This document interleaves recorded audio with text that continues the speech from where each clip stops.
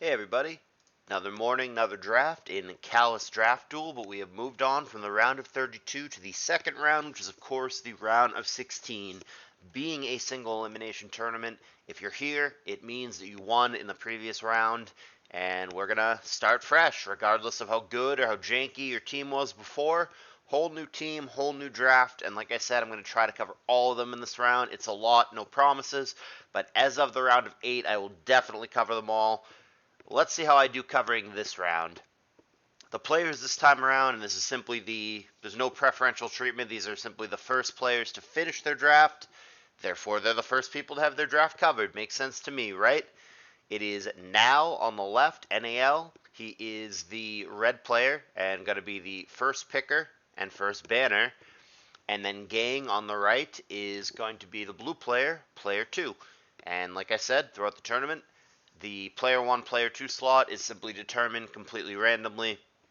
Maybe in the future it'll be you flip a coin, you give someone the option if they want to be player 1 or player 2. But right now, brand new format for the sake of just saving time. I'm just determining it completely randomly every round and saying, dude, you're 1, dude, you're 2, go. And hasn't been a problem so far, so that's where we are. Alrighty, here we are, round of 16, kicking things off. Let's get into it. Nal has the first option, and nothing too surprising here. Tyranitar has slipped through a number of times, but in the good majority of drafts, it has been banned, and I'm kind of on the fence about it. On one hand, is T-Tar a top 4 Mon in the format, which in theory, that's what the bans should be, in theory. I'm not sure that it is. I can accept the argument that it is, but I'm not personally convinced of that. On the other hand, is it a very versatile threat? Is DD just always dangerous? Does it have, pursuit sets, mix sets, substitute sets, T-Wave? Can it randomly have rest chesto? Yep, to all of the above. And it messes with reversal, and you can set it up to where you have a whole team where you have 4 or 5 sand immunes, and your opponent doesn't know the T-Tar's coming, etc. I get why people don't want it to be there, but I'm still on the fence about the T-Tar ban. Fighters are so good in this format, that's the thing. They're all, every single one of the top ones, the top 5 of them, for example, whatever order you put them in, Hariyama, Medicham, Breloom, Machamp, Heracross, those are all super, super viable in this format, and that makes T-Tar quite a bit worse. All the bulky waters are super viable as well, so not just the Swamperts, Milotics, Vaporeons that you see in OU, but even like Slowbro and Blastoise or whatever. And then, of course, you've got like your Donphans, your Flygons, your Claydolls. Basically, I feel like it is super duper possible, even though T-Tar is a very diverse threat, to load up all of your teams to have like 2 or more layers of anti-T-Tar and be reasonably fine against it. That's hard to really know because we don't have a big enough sample size. T-Tar hasn't gotten through bans enough. But as the tournament goes on, I would like to see T-Tar in action and see if it's as good in practice as it is on paper. But all that being said, this is yet another draft where we will not get that opportunity. It is the first thing banned out as far as Nal is concerned. So, counter ban. Zapdos, totally fine with it. One of the safest, most generic mons in the format, gets first picked a lot because you just can't go wrong. Totally fine with that selection. Raikou as a response. The Emerald Open Darling in Raikou. Take it out of the pool. Yes, it has counters, but it's still a huge threat, and you can't guarantee that you're going to get it in the match with the Snorlax, get it in the match with the Blissey, etc. Especially if you yourself are taking some of those mons, your opponent might only have an answer or 2. It can be really dangerous. I can see why it's here. Now notice, from Nal's end, and this is just a player 1 thing, notice that player 1, I think correctly, does not ban Skarmory. That's because you are basically forcing player 2 to ban it. Otherwise, you're threatening, I'm just going to take it. And a lot of people do view Skarmory as one of the top things that can sometimes make it through bans, which, again, hasn't happened very often. But why would you waste the ban on that for player 1? You're just doing player 2 a favor. Basically, by letting it through, you're forcing player 2 to ban it, otherwise you're threatening to just first pick it. And that's what happens here. Gang is like, no way, Jose, I'm going to get rid of it. But like I said, you look back and you go, well, what if now instead of Raikou had banned Skarmory, that might just be worse, because now if Now wants to first pick like Metagross or Snorlax or whatever, if Now had banned Skarm, that would have given Gang the opportunity to ban Metagross or Snorlax, and now whatever it is he wanted to pick wouldn't be there. So I think it is the correct play for player 1 to not ban Skarmory, assuming that they value it as highly in this tournament as most people seem to. If it's something that you are genuinely, it's not a bluff, you will genuinely first pick it if it's available, if that's how you feel, then obviously as player 1 you should let it through. And Gang respects it because, he could have said, okay, yeah, sure, I'm going to ban whatever, I'm going to ban Salamence. Go ahead, take your Skarmory. I'll take Metalax in response. But Gang does not want Skarmory to be there, so when the dust settles, this is where we are, and as you guys know, if you've watched any of these drafts up to now, common first picks in this situation: Snorlax, Metagross, Gengar, Salamence. Pick of the litter here for now, and the Mon that he wants. Not surprisingly, this has been a very sought-after premium pick, is Metagross. It's hard to argue with, truly. Especially if you watch the Darth Tyros Game 2 against Mason, but really in general, it's hard to argue with Meta. Might be the king of the format as far as stuff that realistically gets through bans sometimes, but TBD as we flesh out the format and new strategies come to fruition in a pretty new format.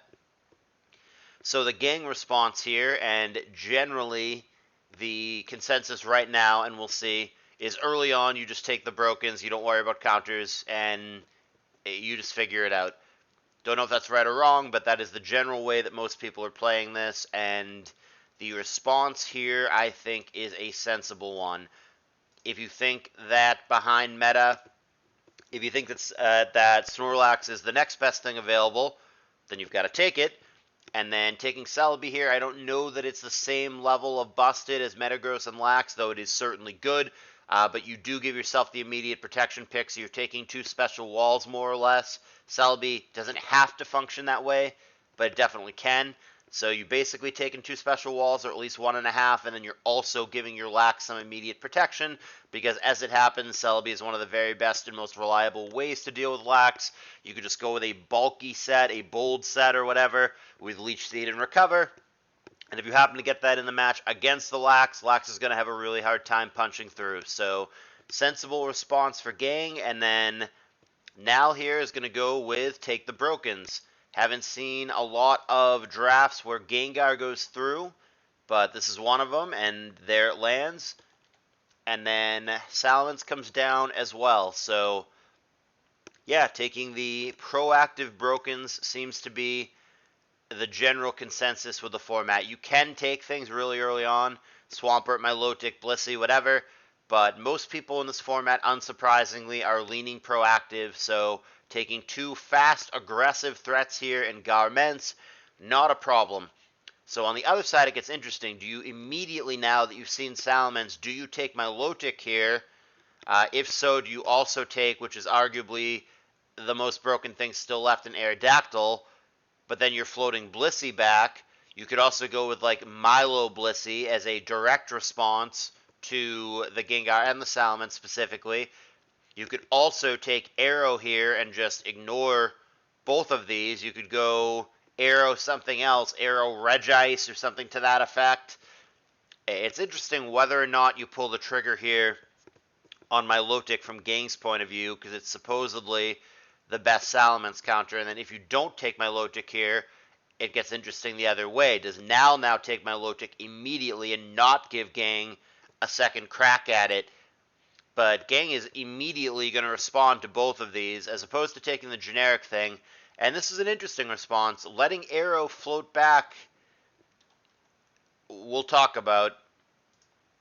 So Starmie Milo, I dig. I think it's a very sensible response to the Mence, and to a lesser extent the Gar. He might be a smidge Gar vulnerable making these picks, but Starmie can outspeed it, can have T-Wave, can have Psychic. And then you also have a little bit of guard protection in the form of Snorlax and Celebi. Now, obviously, the Gar set can be customized to really aggravate those. You can go like WoW Taunt or whatever and still be really difficult for Lax, but there's always counterplay to everything. If you know that the Gar is coming, if it's game 3 or whatever, then the Lax can obviously just have like Curse Shadow Ball or Refresh Shadow Ball. So there's a back and forth dynamic here. Certainly these picks, especially if you are trying to monopolize good waters, this certainly is a big threat to the Salamence, so I like it in that regard when both the Lax and the Celebi are not good into Salamence, which makes it an even more sensible pick for now. So I like it in that regard, but what I am not sure about is letting the Aerodactyl float back. I think for me, I might have come back with Aerodactyl plus my Milotic. I don't hate the Starmie here at all, but I wonder if letting the Aerodactyl go back, which I am like positive he's going to take here, I wonder if that's going to be something that he comes to regret. He can immediately start loading up on Rock Resist on the swing back, and maybe he will. Maybe he goes like Swampert Flygon or something immediately. But I don't know. Like I said, I would have gone Milo Aerodactyl rather than Milo Starmie. I think I don't hate the Starmie pick. I just think he's making a very conscious decision here. He's strategically, this is what I want, and I'm okay. You know, I'm going to be a little bit better against Salamence and physical threats, and in exchange, I'm going to be a little bit worse against Aerodactyl. And he's got to be okay with that if he's making these picks. And unsurprisingly, of course, Aerodactyl gets taken here. How do you not take Aerodactyl here from Nal's seat? And then Blissey makes sense as well. You've got, other than the Lax, you've got a largely special lineup so far. The Blissey is going to wall the Starmie and the Milotic all day. Sure, Milo can fling Toxic at it, but it will never, ever, ever kill it. The other thing is that the special walls, if you're viewing Celebi and Lax's special walls, they're both on the other end. You don't have anything even close to a special wall if you're Nal. So you're killing two birds with one stone. The arrow is automatic given where we are in this draft, and then taking the Blissey is not only good against most of what Gang has so far, but it might just be the best Pokemon still available, arguably, depending on how you rate certain things, like Fortress, for example, Regice. There's a couple other contenders, but Blissey might be the best thing still available. It probably is, in my eyes, and then it shores up a need. There's nothing close to a special wall for now, right now, so I think these are the correct 1 and 2, the exact 2 things that I would take, and we'll see how Gang wants to respond. So certainly, with the Aerodactyl just taken, and like I said, he had to know that was coming. The Swampert makes a lot of sense, and now this strategy is starting to become more obvious. So Gang clearly, even if the sequencing is a little funky, or maybe he did this on purpose, obviously by taking the Starmie Milo, he's going to bait the Aerodactyl to get taken on the other side. So maybe part of Gang's plan is to go really heavy on waters and monopolize the waters. Sure, you could have the arrow. I'm going to have 5 bulky waters on the other side. Because, yeah, like I said, taking Starmie Milo is going to always draw the Aerodactyl response. But I guess he's banking that his opponent would not take Aerodactyl plus Swampert, which is, if that's what he wanted, then that's what he got. And that's going to prompt a pretty great response, I think. So he's going to take the Swampert and have 3 of the best, if not the 3 best, bulky waters, Starmie, Milotic, Swampert out the gate, which is really good. But then also taking the Gyarados, I think that's a perfect pick in this situation. You banned out Zapdos. The Intimidate is obviously relevant against Aerodactyl and Salamence, and if you catch them with their pants down, either one is locked on Earthquake or what have you, it's really relevant. But the more important thing here with the Gyarados, other than the Zapdos ban, is that the next best thing for countering Gyarados, Zapdos, banned, Skarmory, banned. The next best thing is just bulky waters generally. And who has all those right now? Bulky water count for Gang, 3 of them.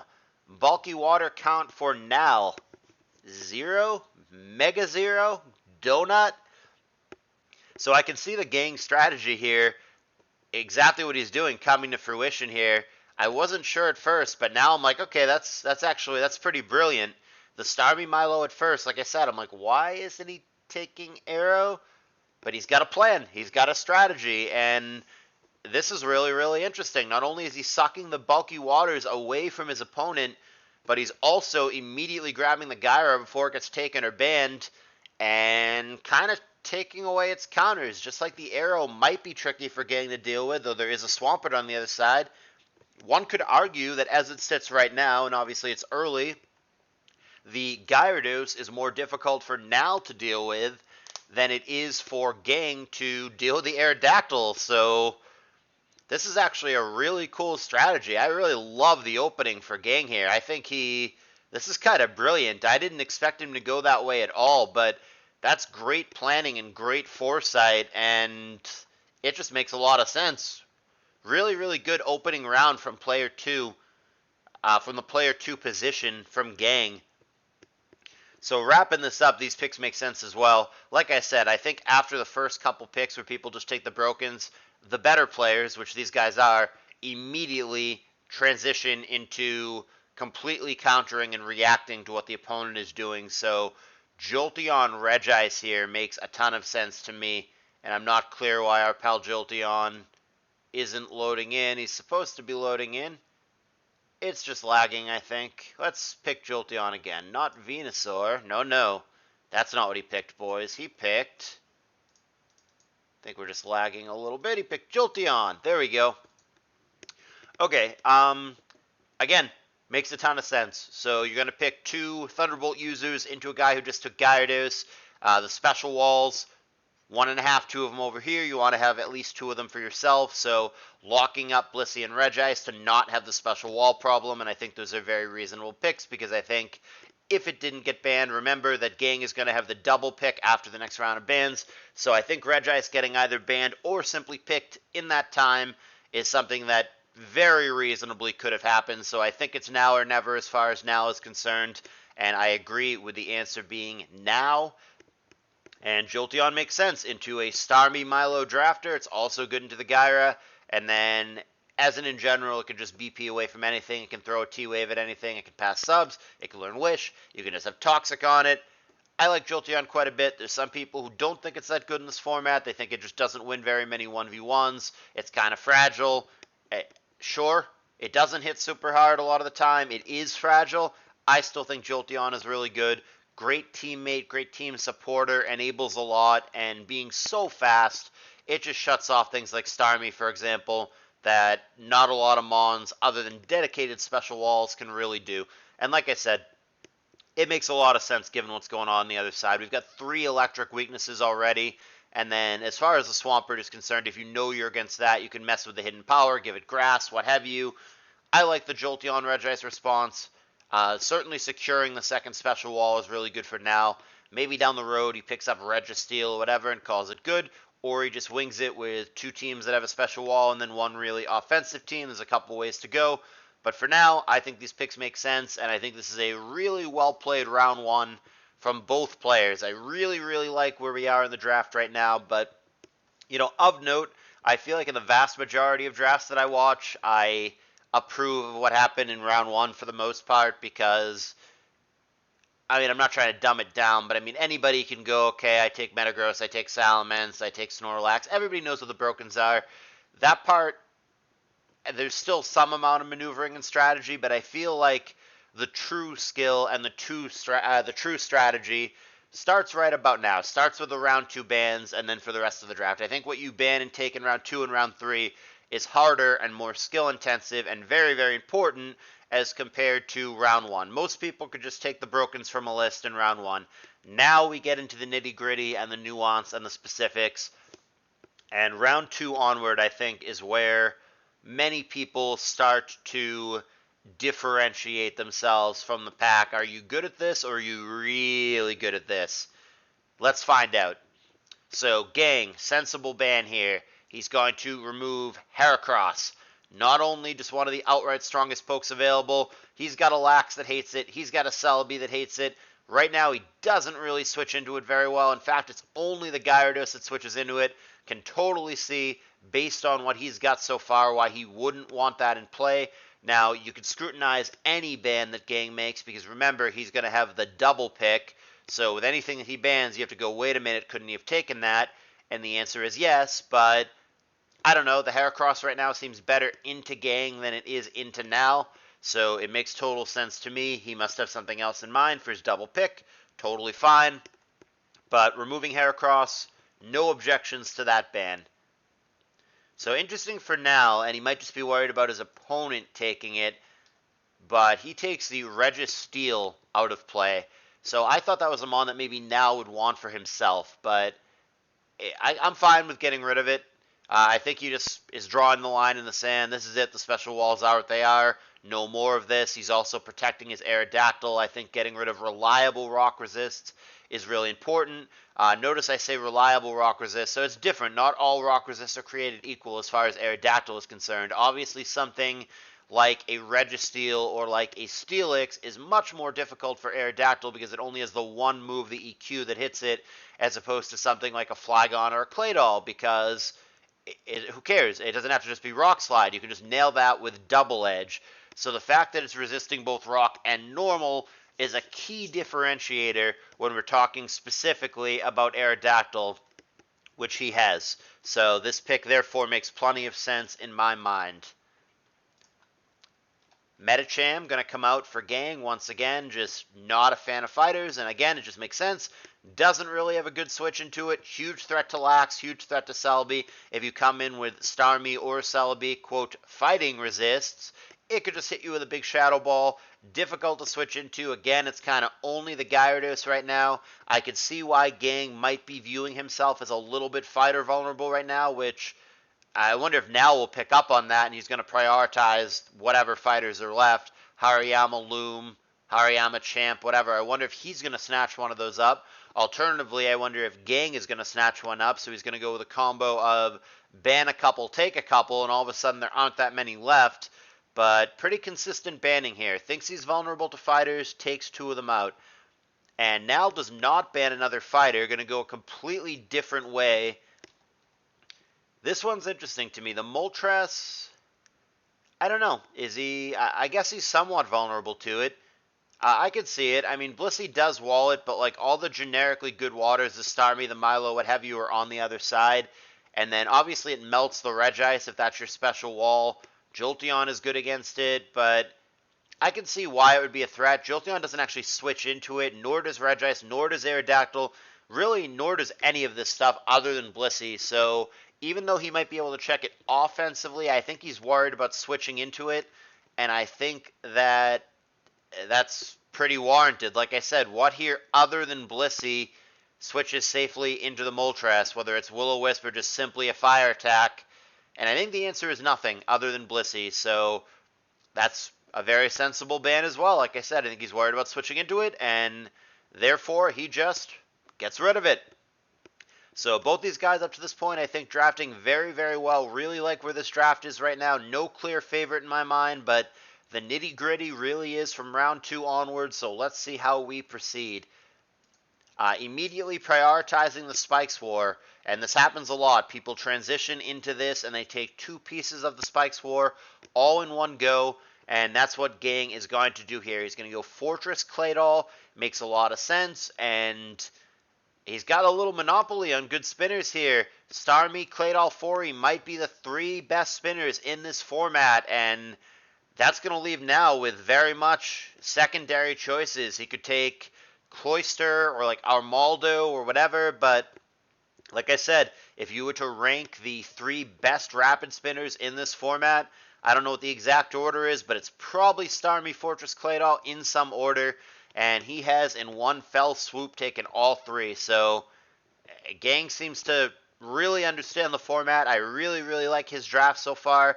Another reason that Claydol makes sense is you've got a guy who just took Jolteon, and he's got Aerodactyl. So you've got the bonus of Claydol being good in that regard. But generally, the strategy of taking things in pairs rather than spreading it out is a good one.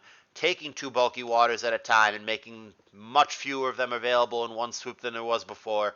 Taking 2 special walls at a time, taking 2 rapid spinners at a time, that is a good strategy. That's what you should be doing in this format, and it changes the dynamic dramatically. If he had only taken 1 of these for a dull, then it would be no issue for Now to just respond right now by taking the other.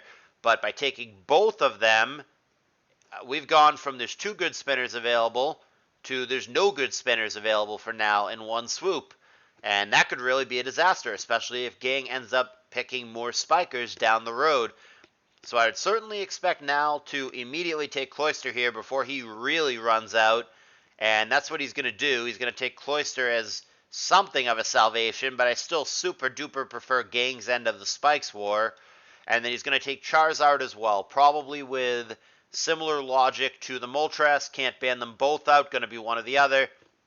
And Zard, maybe not as bad as Moltres, because Zard can't Will-O-Wisp, but Zard is still pretty difficult for Nal's team to switch into, so he wants to get rid of that immediately. I don't think it's as devastating into Gang when there's a Starmie and a Milotic on the other side, but I think it's always still going to be something of a threat, and even more importantly, it's really threatening against you if you're sitting there as Nal, so you don't want your opponent to pick it. He grabs it here.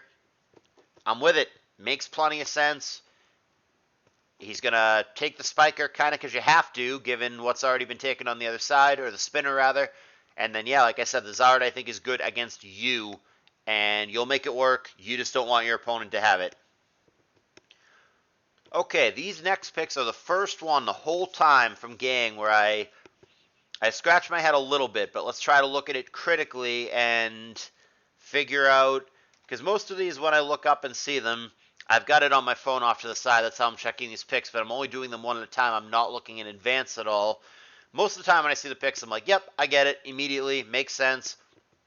This is the first one where I have to pause for a minute and wonder. So let's take a look at it. Let's look at it critically here. Regirock Miltank, a little bit of a head scratcher. So Regirock, let's see. Well, there is Cloyster, Zard, Salamence, Aerodactyl, Regice on the other side, so there's actually a ton of rock weaknesses, and that might be Gang picking up on that. There is only the one rock resist in meta, and then a plethora. What is it, 5 did we count? Salamence, Aerodactyl, Regice, Cloyster, Charizard. Yes, there's actually 5 rock weaknesses on the other side, so I think that's simply Gang responding accordingly. There were already 3, and then he just added 2 more of them. So there you go. There's your answer. Regirock because very rock vulnerable opponent on the other side. Fine with that. Miltank on the other hand. Well, other than Celebi, which you really don't want resigned to Heal Bell, he doesn't have a Beller, but that can't be the sole reason. He could have taken Dragonite or something if he really wanted a Beller.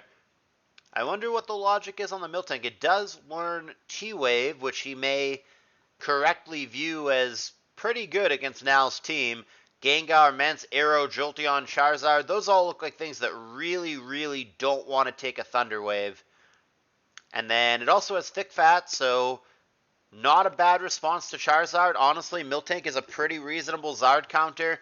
And then Regice can't really punch through it either, so you know, the more I look at it, it didn't immediately stand out, but I mean, Gang might just be a better drafter than me. He also may have taken an hour to make this pick in real time. I don't know how long he thought about it, but if he has a visual going and he looked at it here, it just makes sense. These picks I think are actually brilliant now that I look at them. I didn't get it immediately, but when you really sit down and think about it, man, the Miltank is actually a really good response.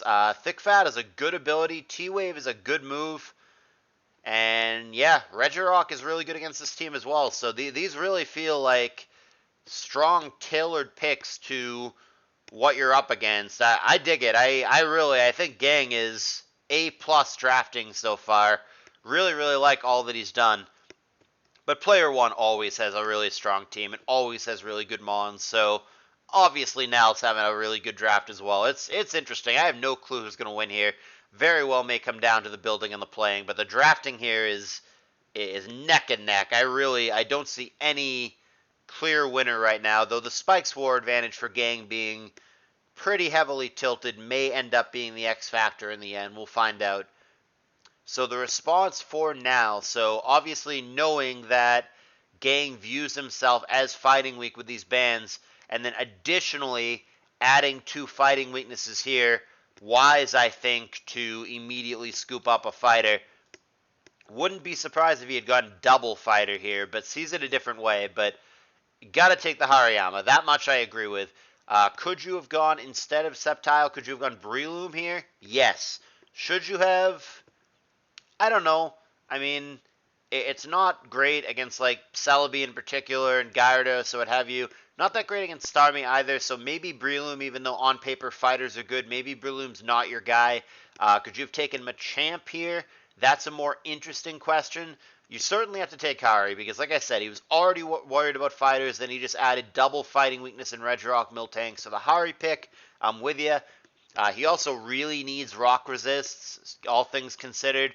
So Hariyama fills that role as well. That's kind of another reason that I wouldn't have minded double fighter there. Wouldn't have minded going Hari Champ or Hari Breloom. Not that either of those latter two are stellar rock resists, but like you just need rock resists. Period. All things considered, that he has 5 weaknesses and only the 1 resistance in Metagross.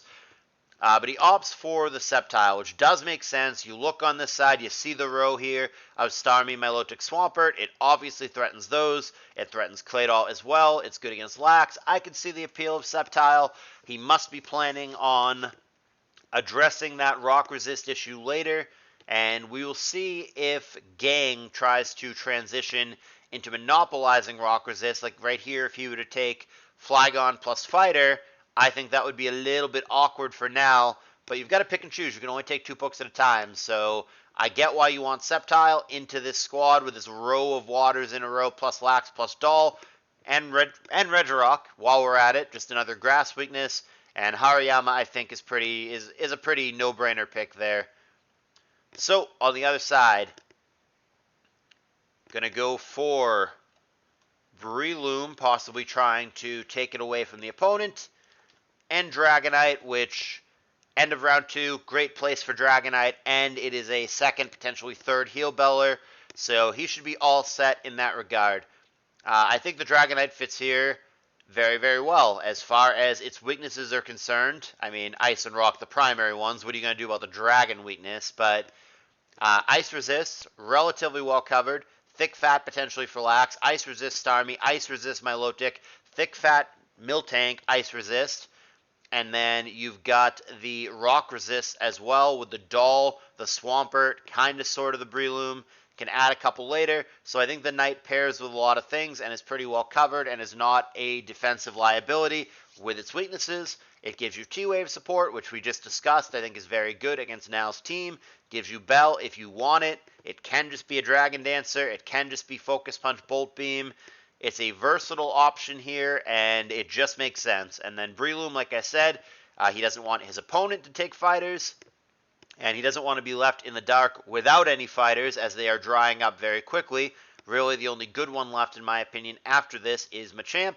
So, gonna scoop up the Loom, make sure you have at least 1 fighter. Spore is a busted move, and Dragonite, just a generalist that I think is very, very good. Totally with it on these picks once again. So now here, this is real early, but I get it. Going to take our Maldo now, which is a Pokemon that has been picked, I mean, not even picked in every draft, first of all, but when it does get picked, it's been very consistently picked in the 3rd round, sometimes even late in the 3rd round, but he's going to value it very highly here. So the weird thing with our Maldo is it is another rock weakness. So we now have a 2 rock resist versus 6 rock weakness ratio for now, which could be his undoing, but Gang doesn't actually have that many rock attackers. I would like to see him add more as we go. Remember that Cheetar is banned out and that the Arrow Drafter is now, so maybe he can compensate for the rock weakness, but I still think there's things that Gang could add that could make it really punishing. But focusing on the picks at hand, so he takes the Armaldo now because, again, desperate for good spinners. I can totally see this being banned out. So you've got Cloyster and Armaldo potentially spinning, and then it serves double duty. Armaldo into Snorlax Celebi is exactly where you want to be because it is an organic Snorlax counter in a lot of cases if you build it to be. And then obviously with the Stab Bug, it is a huge threat to Celebi as well. So yeah, I think it's just a very heads up, specifically reacting to your opponent. Rock Slide against D-Knight, obviously a threat against Gyarados. There are a couple things that the Rock Bug double stab combo can really threaten for Gang, but I think just as importantly, countering lax, threatening B, and giving you rapid spin. It checks a lot of the boxes of what now wants to happen right now, so I'm with it. My one hesitation, like I said, is that is rock weakness number 6. And we'll see if Gang sees that, capitalizes on it, and starts absolutely loading up on anything that has a halfway decent rock slide. And likewise, we'll see if Now starts banning out things that have a halfway decent rock slide. Time will tell. The Venusaur pick, I think, is along the same lines as the Sceptile. Gives you a second Leech Seeder to try to help out with the Snorlax, which he's covering late. And then you've got all these water Pokemon that are weak to grass, plus the Claydol, plus the Regirock. I think it's just the same logic, like I said, as the Sceptile. Hit the waters, hit the Lax, hit Claydol, hit Regirock. He just views grass as an appealing type against the lineup that Gang has. And he might be right. So wrapping up the round 2 picks, he's going to another bulky water as he completely monopolizes them. And then Chansey as well. So he's got another special wall that is got to be the last proper good one. I don't think dedicated special walls, I don't think those are going to really get taken at this point. So bulky waters, totally monopolized. They're all over here. Starmie, Milotic, Swampert, Slowbro. There is still Vaporeon floating in the breeze, but if Gang were to ban that out, I would not be surprised to truly leave his opponent high and dry without any damn bulky waters. And then Chansey here, just a little bit of assurance. I think he's looking at that. Hey, he's got these grass special attackers. Let me wall those. Now, granted, they both have Leech Seed, which is super obnoxious for Chansey. So maybe it isn't the world's greatest counter pick in that respect. But he might be looking for a little more padding against like Jolteon and Gengar, which I think makes Chansey a very fair response. And even though Leech Seed is obnoxious, you do still wall Venusaur and Sceptile in most cases. Obviously noting that Sceptile can be like sub-Focus Punch or something to that effect. But I'm fine with the Chansey pick, looking at the Gengar and the Jolteon on the other side, and then it helps more than zero, certainly, against the grasses. And then a lot of the time in round 3, people start taking janky special attackers, the Kingdras of the world or what have you. So it might be a little bit of foresight there as well, just trying to have a generic special wall against potentially generic special attackers coming in the 3rd and final round. All right, so we're going to get into the 3rd and final set of bans, and then it's going to be again on Now to pick us off, kick us off, not pick us off. What is this, the NFL? Fucking, oh, what the hell is his name? Ryan Fitzpatrick is the first guy who came to my mind when I thought throws a lot of interceptions, but that just shows that I'm old. He's been retired for years. There's got to be a more modern example. Well, let's get back to Pokemon. Anyway, so it's going to be Now who gets the double pick after we go through the bans. And the first ban that Now is going to opt for, this is possibly after taking multiple Grass Bonds, going to take Entei out of it. And I can see it, same logic as with Moltres, with Charizard, whatever. Fire seems to be a pretty good attacking type against Now, even more so when he's just added these 2 Grass Bonds. It's a CM threat. I'm fine with this ban. So interesting here for Gang. I wonder why he's winning the Spikes War right now. Why doesn't he want to take Misdreavus? Maybe he's got his eyes on Dusclops instead. I'm not sure, but Misdreavus I feel is like an organic fit on Gang's team. I mean, then again, I've been saying this whole time that he's winning the Spikes War, but he might just be winning the Spin War because he only actually has 1 Spiker, so unless he's going to go like immediately like Glalie Dusclops or something in the 3rd round, which is not a guarantee because remember it's Now who has dibs on the picks. I don't know, maybe Gang is not actually going super spikes heavy, is rather just really prioritizing spinners, but not as enthused about his own spikers. He does have Fori, which is obviously good and obviously going to have spikes, but maybe Gang doesn't actually intend to pick any additional spikers. I'm unclear, but I don't know. It just feels so organic. You've monopolized all the good spinners. Why wouldn't you take spikers and make your opponent deal with it? I feel like Glalie should be a big priority pick for Gang here. And another quirk of this format, these are just my own made-up rules, but for the most part, it is ADVOU rules minus Jirachi and Suicune. That's the way I've been explaining the rules of the format. However, there is one quirk and one exception in that if Tyranitar is banned, which it isn't always, but in this case it is, if Tyranitar is banned, Sandvale Mons are allowed. And the context that I give you that in is that if you want a spiker, perhaps Cacturne is an option here. Cacturne would be allowed in this draft with Tyranitar banned. So things like Glalie, things like Cacturne could be an option for Gang if he wants to dedicate himself to the Spikes game. But in the meantime, it's going to be Steelix coming out, which I'm kind of surprised that wasn't picked or banned prior to now. That's a pretty good arrow counter that Gang evidently at no point thought that he needed, or he would have grabbed it. He had his chance, but now it's gone.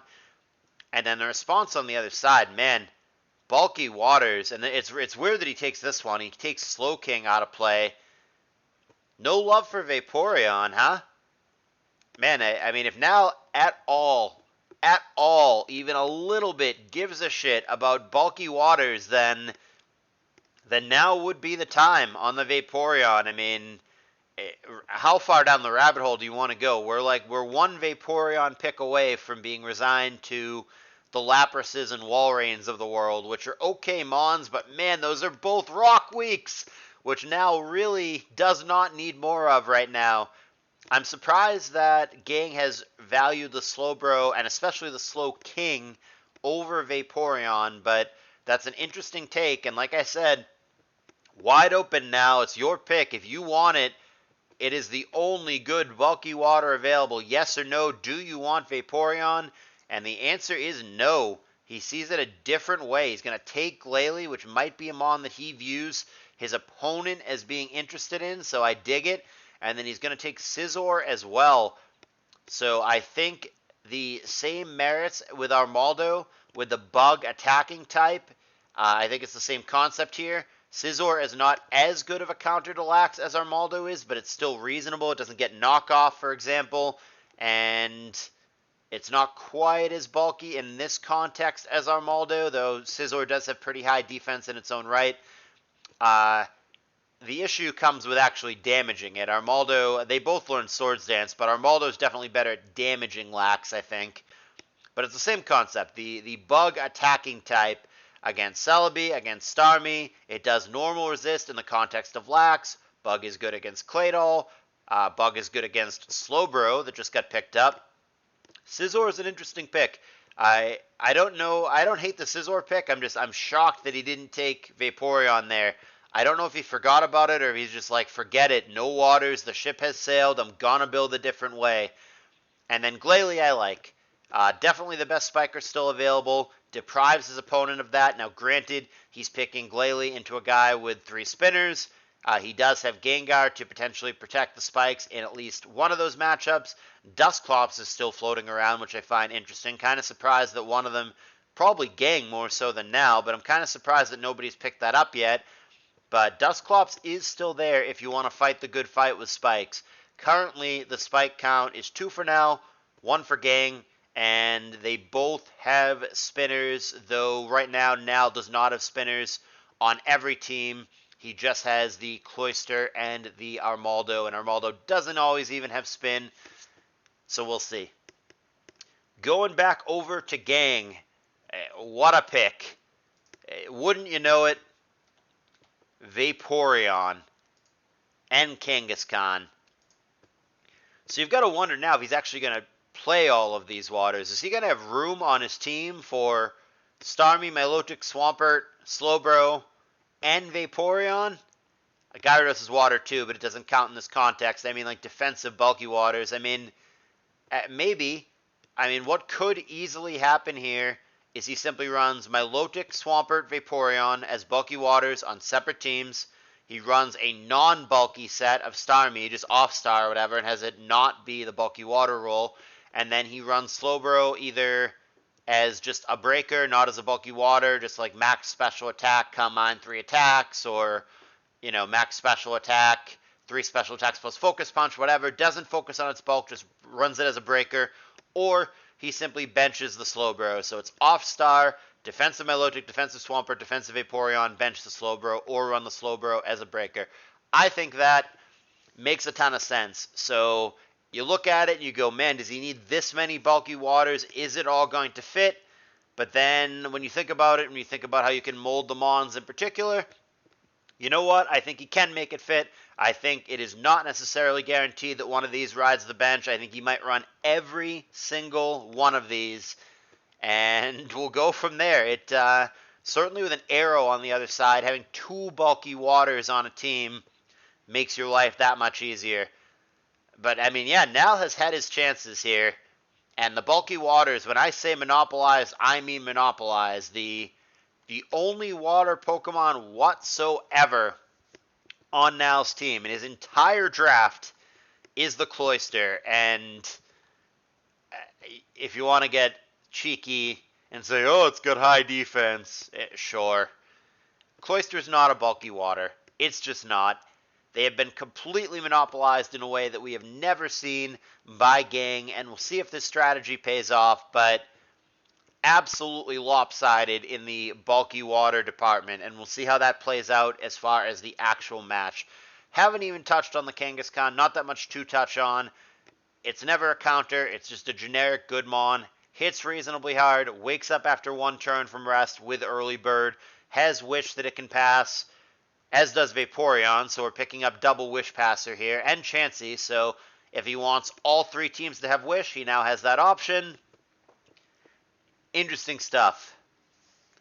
On the other side, the aggression continues. Probably conceding at this point that the bulky water ship has long since sailed, trying to play the defensive game. Probably not going to work out for now. And as such, all three teams are going to be pretty darn aggressive. Here come two of the most aggressive Mons in the format in Tauros and Alakazam. They both have more than 0 defensive utility. Tauros with Intimidate, which is relevant. Alakazam can switch into things like Gengar, not going to be relevant here because he's got it. But you can come in on like Will-O-Wisp and then burn the other guy with Synchronize, for example. But by and large, Tauros and Alakazam, very, very offensive-minded, and I think that's where Nal is as well. Like I said, ship has sailed. We have a clear aggressor in this matchup, and that's going to be Nal. And these are going to be two good supporting pieces for whatever combo of aggressive teams he decides to roll up with. And on the other side, we have a clear defense pick. Two of them. Dusclops and Weezing. Making life easier for Lax. Lax hates Weezing. And I think that is good against fighters as well, but it's not relevant in this case since there's only one fighter per side. But it is a good pick against Lax. It's not so bad against Aerodactyl. The Will-O-Wisp threat is real. It can be good against Salamence in a pinch. And the Dusclops we talked about before as something that I think should be considered by both players if they're getting into a Spikes pissing contest. Like I said, there's only the one Spiker for Gang, but he can easily pair the Fori with the Dusclops, even if he doesn't have any other Spikers. He can just run the Doll and the Starmie on separate teams as spinners, and he can go Fori Dusclops. I think that's totally fine. And like I said, it also makes the Lax's life easier when you are not stuck running Shadow Ball, and you can run another set, such as Rest Talk, such as EQ, what have you. Taking Ghosts out of the way, I think, is wise, and also, as it happens, Dusclops matches up reasonably well against Gengar, so there is that as well. Going over to the other side, he's going to add a Spiker, potentially, by taking a late Smeargle here. He's also going to take yet another aggressive Mon. I'm not sure. Is this the first Ursaring appearance of the tournament? It might be, but he's pretty committed at this point. They both know what their role is. The aggressive player is going to be Nal. The more defensive player is going to be Gang. We have the attacker versus the defender, and we'll see who ends up winning. But Nal is pretty committed with the way that Gang has drafted, depriving him of many key defensive tools, Claydol, bulky waters, what have you. Nal's just going to have to attack, and that's the plan. So in comes the big angry bear, as well as a Spiker, Boomer, Sporer, whatever you want Smeargle to do. I think it'll be used as a Spiker a lot of the time, and if so, that's going to give Nal 3 Spikers, Cloyster, Glalie, and Smeargle, against 3 Spinners for Gang, Starmie, Fortress, Claydol, and that's going to add an interesting dynamic. Again, a clear offensive player here for Nal against a defensive player in this draft for Gang. interesting. They have very different drafts, and it's very interesting to see how this dynamic is going to play out. Response here, Blaziken, and a late Flygon, I think. I dig the Flygon this late. Another Rock Resist, and crucially a Rock Slide user as well against a team of many, many Rock weaknesses on the other side. And Blaziken, believe it or not, actually learns Rock Slide as well. I'm not sure if Kangaskhan does. Off the top of my head, I want to say yes, but point being here, we are pushing the Rock weakness theme that now has quite a bit of. He didn't pick up any more resists either. Scizor takes rock attacks neutrally, and then Glalie is yet another weakness. Alakazam might as well be a weakness because anything physical blows it up. Same with Smeargle. Yeah, I think the dedicated rock attack from Gang is very, very valid here. I think Nal has a lot of vulnerabilities to it. So as much as I've been harping up that Nal is going to be the aggressor and Gang is going to be on the defensive end, which I still very much stand by, I think Nal very much has the ability, or Gang rather, very much has the ability to turn that around very quickly and start going on the offensive by setting him on up to where he can just start spamming rock attacks, and that might be difficult for Nal to deal with in a lot of situations. So yeah, better really, really, really late, like last picks in the draft than never, but Nal wants waters somewhere. So double water here. We haven't seen this guy at all, so Blastoise is a very common pick.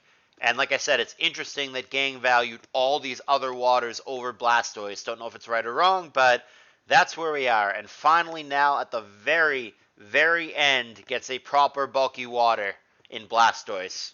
Much needed, very late, fine. Poliwrath is interesting. This, I believe, is our very first Poliwrath appearance. I think he's just looking at it and saying, I need a water and I need a rock resist, so here you go. Poliwrath is both.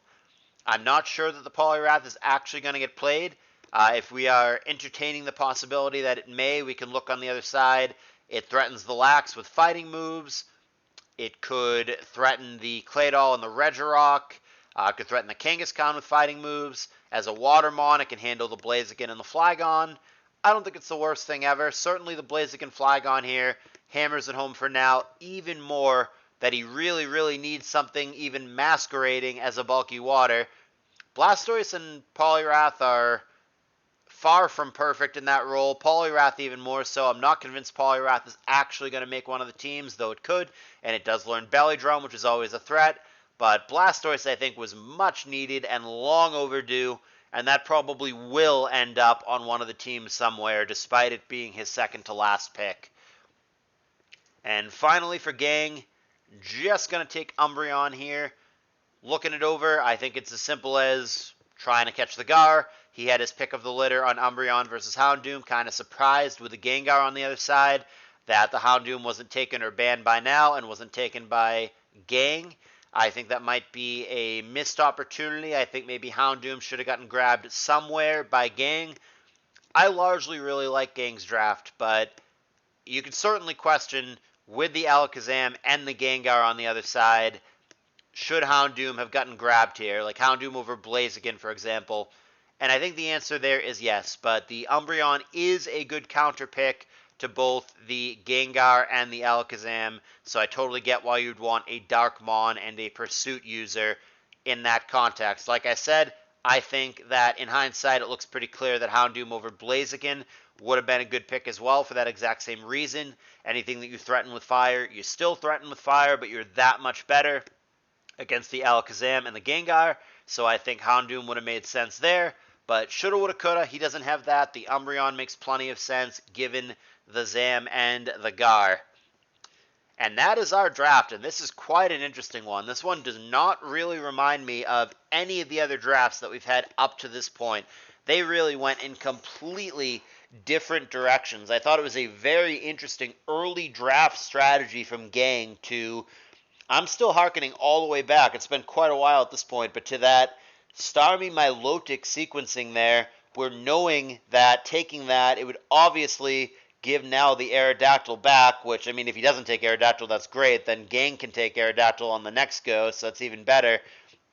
But he knew that Aerodactyl was going to get scooped up, and he immediately responds with the Swampert Gyarados, and it sets up immediately, very early on, this Watermon monopoly. And then it's interesting, too, that now, given the opportunity, with Slowbro, with Vaporeon, all that stuff floating up there, just continued throughout the entirety of round 2, just continued to ignore those waters and keep doing what he was doing. And then also early on, we saw Gang monopolize the Spikers. I thought that was one of his best moves of the draft as well, after taking the Starmie, which is just a generic good mon early on in one swoop, very early on in round 2, took both Fori and Doll, and all of a sudden, Now's options for Spikers are way worse. He did pick up another spinner of note here in Blastoise, so he did end up with 3 spinners if he wants them in Cloyster, Armaldo, and Blastoise. 3 spinners is 3 spinners, but they're definitely worse spinners than the quality of Starmie, Fori, Claydol. So you've got your spinners, you just have not great spinners, and we'll see how that ends up playing out. But yeah, it's really interesting. I think now it's going to have probably 3 aggressive teams. There could be, whatever, a Blissey, Cloyster, Gengar, some kind of stally team in here somewhere, but I think it's probably 3 aggressive-leaning teams. Maybe with the Blissey it's like a balance, but probably 3 aggro teams from now, and then I don't know if there's like a dedicated hard Zakaru level stall for Gang. There might be. I could see like Fori, Dusclops, Weezing, really hard stall for him. But I think, like I said throughout the whole draft, that Now is going to be the aggressor and Gang is going to be more on the defensive end of things. I'm not clear who won this draft. If I had to just kind of throw a nugget out there, if I had to make a prediction gun to my head, I think I like Gang's End a little bit better. I think monopolizing the waters was a good move and an interesting strategy, and I think having the better spinners is very relevant as well. It's probably good if your opponent is resigned to having Blastoise spin rather than do its bulky water roll. It's probably good if Armaldo is stuck rapid spinning when it's slow and you can just pound on it, whatever. Whereas Starmie, Fortress, Doll, I think, have better opportunities to spin more organically. I think the monopolizing the good spinners and monopolizing the waters is the biggest reason why I'm going to give Gang the advantage here. I don't think it's inconceivable for Now to win at all. He's got a lot of strong pokes, and frankly, aggression wins games in all formats of Pokemon. The more you attack, the more you get crits, the more you get added effects, so on and so forth. Being proactive leads to more BS, and you just get there sometimes, and one wall goes down, one bad prediction happens, one thing goes wrong, and the dominoes start to fall. So being very, very aggressive and seeing already the success of very aggressive play in this format, it's not crazy at all to envision Now winning. But yeah, gun to my head, I think I like Gang's draft just a little bit better. But I thought they both drafted really well, and I think it's going to be really, really close. I think this is one of the best drafts we've seen so far. I think it's a very polarizing draft, and I can't wait to see how this one plays out. I would love your thoughts in the comments, as always, guys. I don't know what to make of this. It really, super interesting dynamic here. Let me know who you think is going to win this draft, and if you really like or really dislike any of the picks that were made. And as always, when I bring you the draft, I'm going to bring you the games. So you guys will see how this plays out on YouTube probably a while from now. It's only Tuesday. It'll probably be later in the week. But when it happens, you'll see it. Alrighty, guys. This ran a smidge later than I intended it to. I've got to get in the shower, feed some cats, go to work, all that good stuff. But I hope you enjoyed the video. Please leave a thumbs up if you did. And I'll see you guys in the next one. Thanks for watching.